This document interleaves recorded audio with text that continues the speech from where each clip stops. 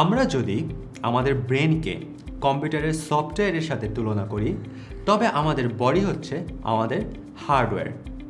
একটি কম্পিউটারের যে সকল অংশ আমরা আমাদের চোখে দেখতে পাই সেগুলোকে কম্পিউটারের হার্ডওয়্যার বলা হয়। আজ আমরা জানব কম্পিউটারের হার্ডওয়্যার নিয়ে। কম্পিউটার হার্ডওয়্যার হলো কম্পিউটারের অনেকগুলো ফিজিক্যাল পার্টসের কালেকশন যা আমরা দেখতে পারি এবং স্পর্শ করতে পারি। এর মধ্যে পড়ে কম্পিউটারের মনিটর, কিবোর্ড, সিপিইউ, মাউস ইত্যাদি। হার্ডওয়্যার মূলত সফটওয়্যারের নির্দেশনার আউটপুট প্রদান করে। আমরা এক্ষেত্রে প্রিন্টারকে উদাহরণ হিসেবে ধরতে পারি।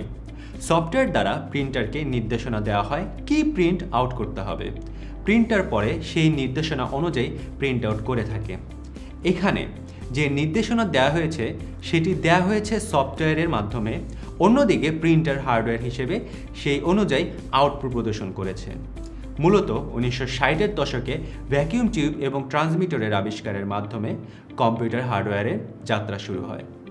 ইনপুট ডিভাইস হলো সে সকল হার্ডওয়্যার যা কম্পিউটারের মধ্যে ডেটা এবং সিগন্যাল প্রদান করতে সাহায্য করে। উদাহরণস্বরূপ কিবোর্ড এবং মাউসের মাধ্যমে আমরা কম্পিউটারের মধ্যে ডাটা ও সিগন্যাল প্রদান করে থাকি। অন্যদিকে আউটপুট হলো সে সকল ডিভাইস যা আমাদের কম্পিউটারের ভাষাকে মানুষের বোধগম্য করে আমাদের সামনে প্রদর্শন করে।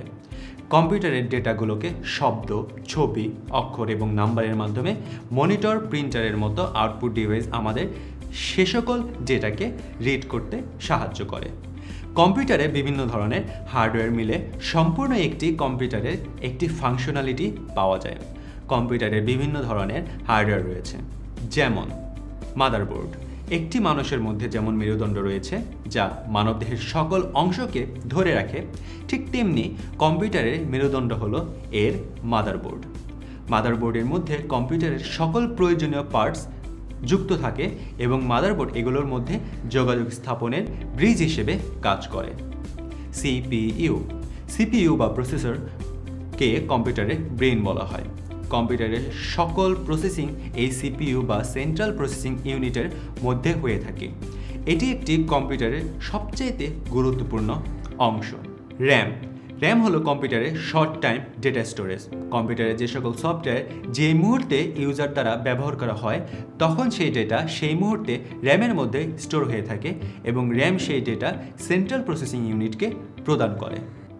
হার্ড ড্রাইভ এটি হলো একটি কম্পিউটারের সিস্টেম স্টোরেজ।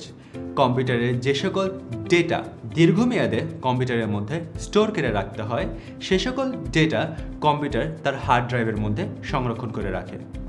একটি কম্পিউটারের হার্ডওয়্যার এবং সফটওয়্যার প্রতিনিয়ত নিজেদের মধ্যে যোগাযোগ স্থাপন করে যে কোনো একটি কাজ সম্পাদন করে। কিবোর্ড একটি হার্ডওয়্যার এবং যেই মুহূর্তে আমরা এই হার্ডওয়্যারে বি বাটন প্রেস করি ঠিক তখনই এই হার্ডওয়্যার কম্পিউটারের মধ্যে থাকা একটি সফটওয়্যারকে একটি কাজ সম্পাদন করার জন্য নির্দেশ দেয়। সফটওয়্যার সেই নির্দেশ অনুযায়ী ডিসপ্লে হার্ডওয়্যারের মধ্যে বি লেখা প্রদর্শন করে। এভাবে হার্ডওয়্যার এবং সফটওয়্যার প্রতিনিয়ত নিজেদের মধ্যে যোগাযোগ স্থাপন করে কম্পিউটারের কাজ সম্পাদন করে।